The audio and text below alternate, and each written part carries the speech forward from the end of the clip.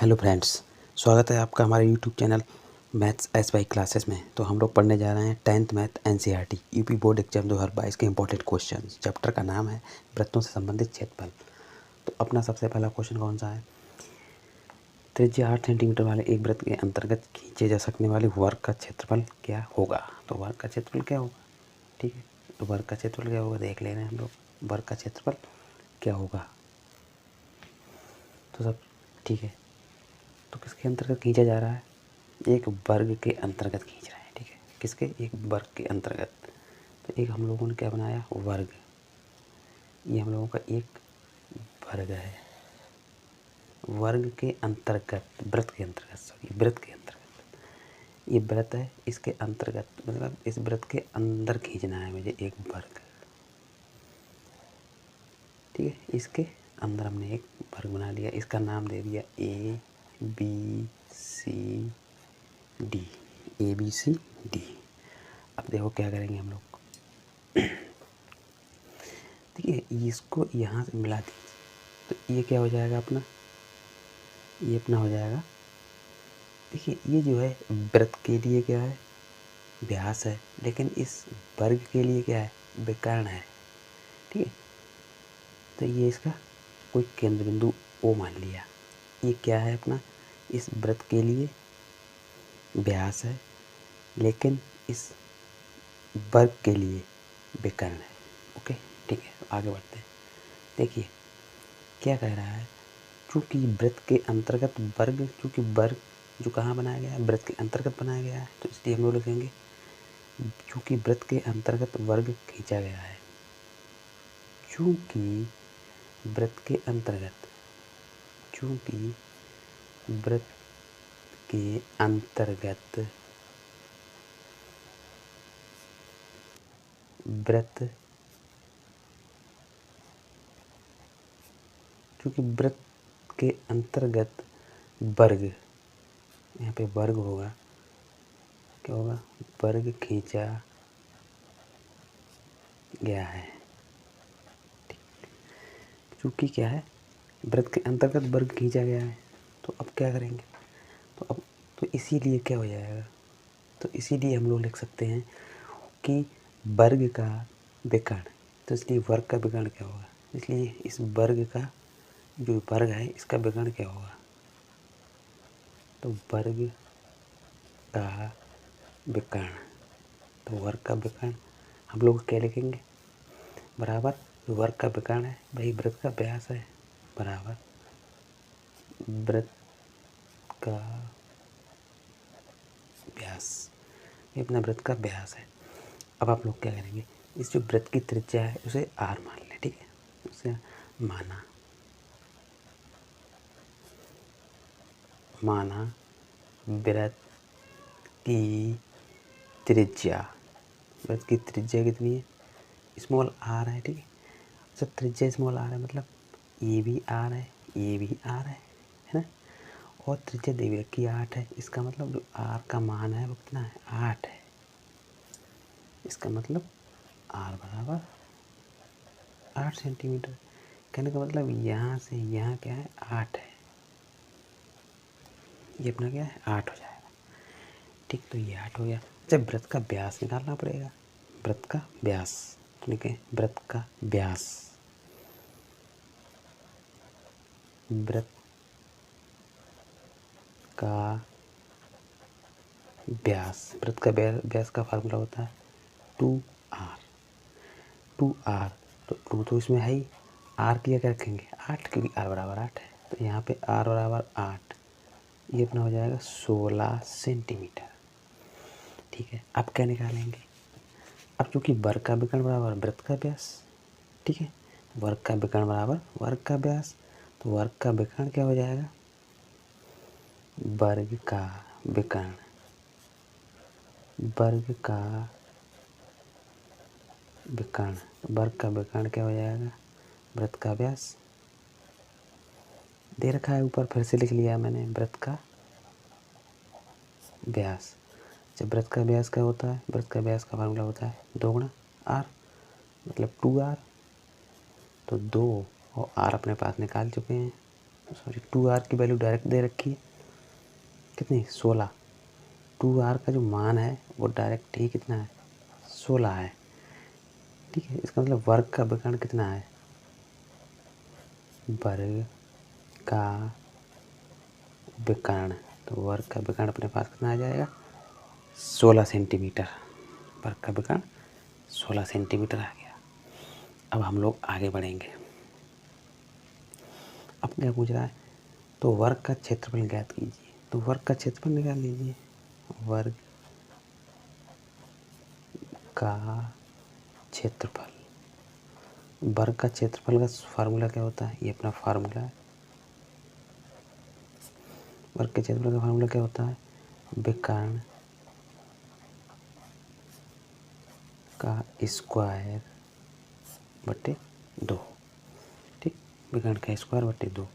तो विकर्ण कितना है अपने पास 16, तो 16 का हम लोग लगाएंगे स्क्वायर अपॉन 2, क्योंकि 16 का क्या है पावर 2 है, तो इसे 2 बार लिख सकते हैं। 16 गुणा 16 बटे 2, 2 अट्ठे 16, 16 अट्ठे 128 सेंटीमीटर स्क्वायर।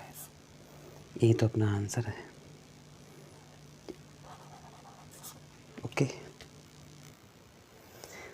हमारा नेक्स्ट क्वेश्चन क्या है, किसी वृत्ताकार मैदान का क्षेत्रफल 616 वर्ग सेंटीमीटर है, उस वृत्त की परिधि बताओ।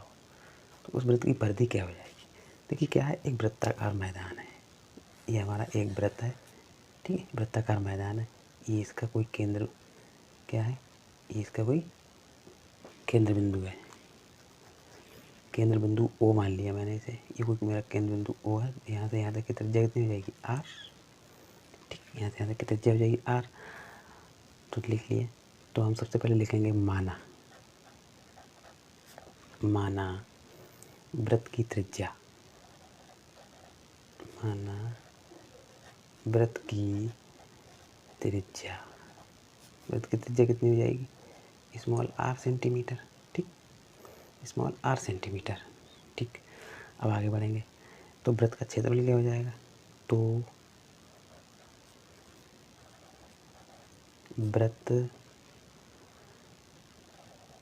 का क्षेत्रफल हो जाएगा पाई r स्क्वायर, जो कि आप लोग जानते हो ये फार्मूला होता है वृत्त का क्षेत्रफल। ये अपना क्या है, ये अपना फार्मूला है। तो वृत्त का क्षेत्रफल हो जाएगा पाई r स्क्वायर। ठीक, अब हम लोग क्या करेंगे, इतना मुझे मिल गया। अच्छा, वृत्त का क्षेत्रफल दे रखा है, वृत्त का क्षेत्रफल दे रखा है 616 वर्ग सेंटीमीटर दे रखा है। तो वृत्त का क्षेत्रफल तो ये इसके बराबर हो जाएगा, क्योंकि ये क्षेत्रफल क्या पाई r स्क्वायर ये दे रखा है। तो हम लोग लिखेंगे प्रश्नानुसार पाई r स्क्वायर की जो वैल्यू दे रखी है वो कितनी है 616। क्यों है बराबर, क्योंकि ये भी क्षेत्रफल है ये भी क्षेत्रफल है, तो क्षेत्रफल आपस में बराबर होंगे दोनों। तो पाई का मान रख लेंगे 22/7 गुणा r स्क्वायर 616। तो यहाँ से r स्क्वायर बराबर हो जाएगा 616 गुणा, इनको जब दूसरी ओर ले जाएंगे बराबर के दूसरी ओर ले जाएंगे तो ये 22/7 का क्या हो जाएगा 7/22 हो जाएगा। इसे 11 से काट लो, 11 दूनी 22, 11 पंजे 55, कितने बच्चे 6, 11 छंग 66, फिर काटो इसे, 2 दूनी 4, 2 अट्ठे 16। तो अपने पास r स्क्वायर का मान आया 28 गुणा 7। तो r बराबर हो जाएगा √28 गुणा 7। इससे हम लोग थोड़ा इसकी गुणनखंड कर लें तो इसे लिख सकते हैं 7 गुणा 4 गुणा 7। तो r बराबर हम लोग लिख सकते हैं 7 गुणा 7, इसे पास में लिख लिया, इसके कर दिए 2 और गुणनखंड 2 गुणा 2। ओके, फिर लिखेंगे। अब तो हमारे क्या है 2 जोड़े बन गए, क्योंकि ये वर्गमूल निकालना है, वर्गमूल में 2 का जोड़ा बनता है। तो ये 7 एक बार लिख लिए, एक बार 2 लिख लिए, तो r का मान कितना आ जाएगा 14 सेंटीमीटर। पूछ रहे हैं वृत्त की परिधि, वृत्त की परिधि वृत्त की परिधि, वृत्त की परिधि का सूत्र क्या होता है? 2πr। ओके, वृत्त की परिधि का सूत्र है 2πr।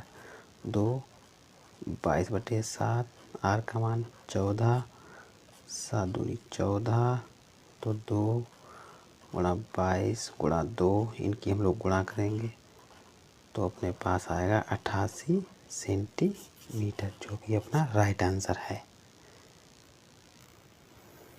अब नेक्स्ट क्वेश्चन है, त्रिज्या स्मॉल आर वाले एक अर्धवृत्त के अंदर खींचे जा सकने वाले सबसे बड़े त्रिभुज का क्षेत्रफल बताओ। सबसे बड़े त्रिभुज का क्षेत्रफल क्या हो जाएगा? किसके है? स्मॉल आर त्रिज्या वाले एक अर्धवृत्त के अंदर। ठीक है, तो भैया एक अर्धवृत्त बना ले रहे हैं हम लोग। क्या बनाएंगे? एक अर्धवृत्त, एक अर्धवृत्त बना ले रहे हैं ऐसे। ये अपना क्या है? एक अर्धवृत्त है। ये इसकी क्या है? केंद्र बिंदु है। इसे मान लो O। तो यहाँ से यहाँ तक क्या हो जाएगी? ये R हो जाएगी। यहाँ से यहाँ तक इसकी ये भी R हो जाएगी, और ये भी तो इसकी R हो जाएगी। ये भी इसकी त्रिज्या होगी। कहने का मतलब ये भी त्रिज्या, ये भी त्रिज्या, ये भी त्रिज्या। ठीक है, इसे नाम दे दे रहे हैं हम लोग A, O, B, इसे मान लिया C। कह रहे हैं इसमें गोलाकार त्रिज्या वाले अर्धवृत्त के अंदर खींचे जा सकने वाले सबसे बड़े त्रिभुज। त्रिभुज की बात चल रही है, तो चलो भाई त्रिभुज बना लेते हैं ऐसे। इसकी लाइन खींच लो, इसको इससे मिला तो त्रिभुज बन गया। हमेशा याद रखना, ये क्या है? अर्धवृत्त है। अर्धवृत्त में बना कोण क्या होता है? समकोण होता है। तो ये वाला कोण क्या होगा? समकोण होगा। जब ये समकोण हो जाएगा तो ये जो त्रिभुज बना हुआ है वो क्या? समकोण त्रिभुज होगा। समकोण त्रिभुज लिख लें, नोट में लिख लें यहाँ पे। अर्धवृत्त में बना कोण, अर्धवृत्त में बना कोण अर्धवृत्त में बना कोण समकोण होता है। ओके, अर्धवृत्त में बना कोण समकोण होता है। तब हम लोग क्या लिखेंगे? तो समकोण त्रिभुज ACB का क्षेत्रफल, तो समकोण त्रिभुज ACB का क्षेत्रफल क्या हो जाएगा? क्षेत्रफल हो जाएगा 1/2 गुणा, ये मेरा यहाँ पे आ नहीं पाएगा इसलिए मैंने नीचे लिख लिया है, 1/2 गुणा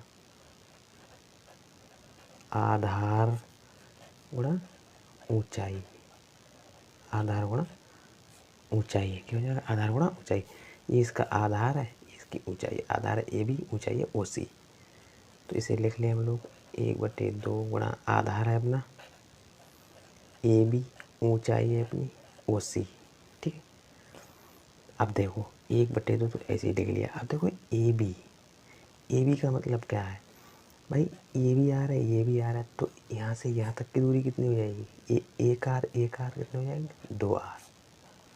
तो हम लोग लिख सकते हैं AB बराबर 2R हो जाएंगे ना। तो यहाँ पे AB की जगह लिख सकते हैं हम लोग 2R, और OC की जगह क्या लिखते हैं? OC तो R है, तो यहाँ R लिख लिया। ठीक, इस 2 से ये 2 कैंसिल, तो R गुणा R अपने पास क्या आया? R²। क्या आया? R² सेंटीमीटर स्क्वायर, जो कि अपना राइट आंसर है।